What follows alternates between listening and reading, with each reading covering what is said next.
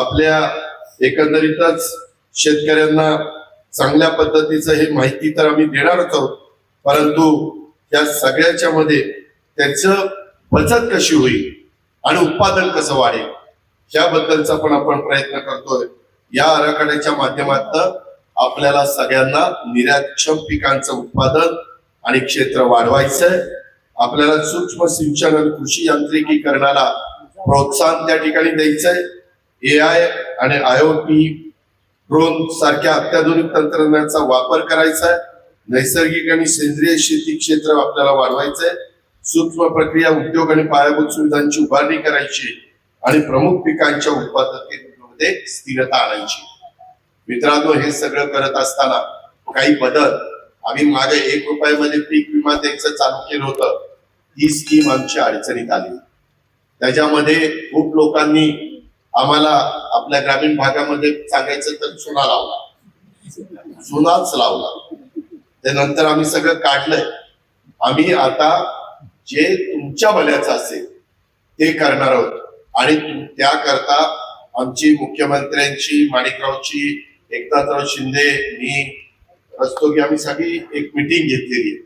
त्यामध्ये नवीन काही कल्पना, काही चांगला कार्यक्रम आम्ही तुम्हाला देणार आहोत आणि त्याच्यातनं तुम्हाला प्रोत्साहनपर देखील आम्ही काही गोष्टी करणार आहोत।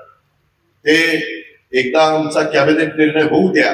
कॅबिनेटला काहीतरी आता लवकरच आपला तो विषय येईल, तो आल्यावर मी त्या ठिकाणी तुम्हाला सांगेन।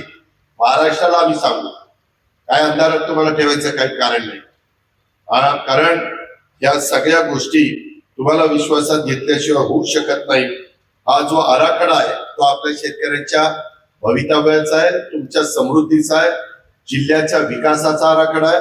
या आराखड्याच्या माध्यमातून आपल्या जिल्ह्यातल्या विशिष्ट भागात विशिष्ट पिकांचं क्लस्टर पद्धतीनं लागवडीला चालना देण्यात येणार आहे। त्याच्यामध्ये जुन्नर, आंबेगाव, शिरूर, बारामती, इंदापूर, दौंड तालुक्यात आपण केळीचं क्लस्टर करतोय। पुरंदर तालुक्यात अंजिराचं क्लस्टर करतोय।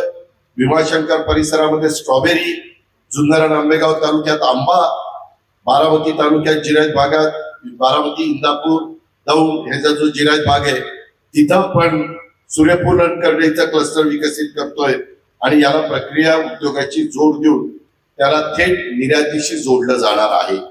जास्त क्वांटिटी असली की या गोष्टी करता येतात, वेगवेगळ्या बाबी राबवता येतात। उद्या जर राज्य सरकारकडनं आणखी कुठला प्रोजेक्ट तिथे घ्यायचा असेल तर त्यामध्ये देखील आम्ही पुढाकार घेऊ शकतो। त्याच्यामध्ये एखाद्या प्रोजेक्टला VCF त्याच्यामध्ये द्यायचा असेल तरी राज्य सरकार त्याच्यामध्ये देखील काही काळजी करू नका। यामध्ये एकंदरीतच हे सर्व उपक्रम केवळ शेतकऱ्यांच्या उत्पादन वाढीच्या करता नाही तर त्यांच्या कृषी मालाची प्रक्रिया उद्योगाच्या माध्यमातून मूल्यवर्धन करण्यासाठी आहे। आपल्या शेतकऱ्यांनी पिकवलेला माल 7 समुद्राच्या पलीकडे निर्यात झाला पाहिजे। शेतकऱ्यांच्या घामाला योग्य दाम मिळालं पाहिजे, म्हणजेच एका अर्थाने शेतीला व्यवसायाचा दर्जा देण्याचा हा प्रयत्न आहे। मगाशी कुणीतरी बोलत असताना त्या गोष्टीचा उल्लेख केला।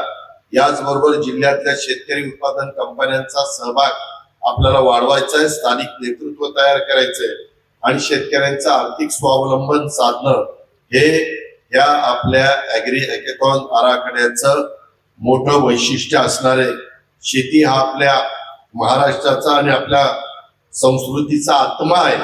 या आत्म्याला समृद्ध आणि समर्थ करणं, बळीराजाची उन्नती साधणं हीच आपल्या महायुतीच्या सरकारची प्राथमिकता आहे।